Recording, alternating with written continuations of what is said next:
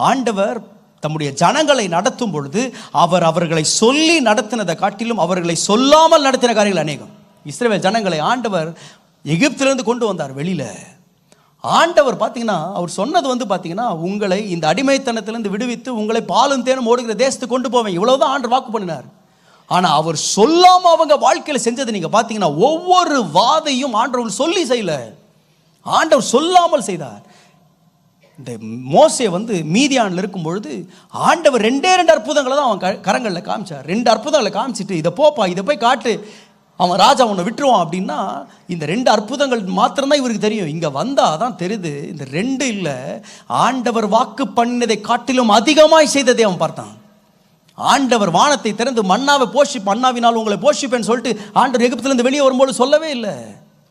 ஆண்டவர் செங்கடலை பிளந்து உங்களை நான் அந்த கடலின் வழியாக நடக்க வைப்பேன், பின்பதாக வருகிற எகிப்திய சேனையை நான் அந்த கடலில் மூழ்கடிப்பேன் அப்படின்னு சொல்லிட்டு ஆண்டவர் வெளியில் வரும்போது சொல்லலை. யோர்தானை நிறுத்துவேன் ஆண்டவர் பேசல.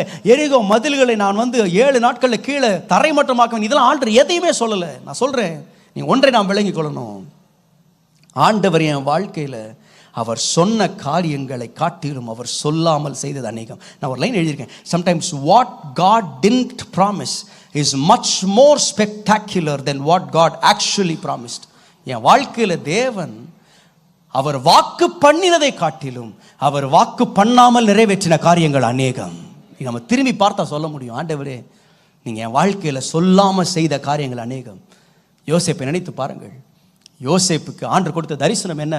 11 நட்சத்திரங்களும் சூரியனும் சந்திரனும் முன்பதை வணங்கும், உன்னுடைய 11 சகோதரர்கள் வணங்குவாங்க, இதுதான் ஆண்டவர் கொடுத்த தரிசனம். ஆனால் ஆண்டவர் நிறைவேற்றும் பொழுது 11 சகோதரர்களை மாத்திரமல்ல, ஒரு மிகப்பெரிய தேசமாகி எகிப்தில் இருக்கிற அனைவருமே அவன் முன்பதை வணங்க செஞ்சார். இதெல்லாம் ஆண்டவர் அவனுக்கு தரிசனமா காட்டல, வாக்கு தத்தமா கொடுக்கல, ஆனால் அவர் சொல்லாததையும் செய்கிற ஒரு தேவனாய் நம்முடைய வாழ்க்கையில் இருக்கிறார்.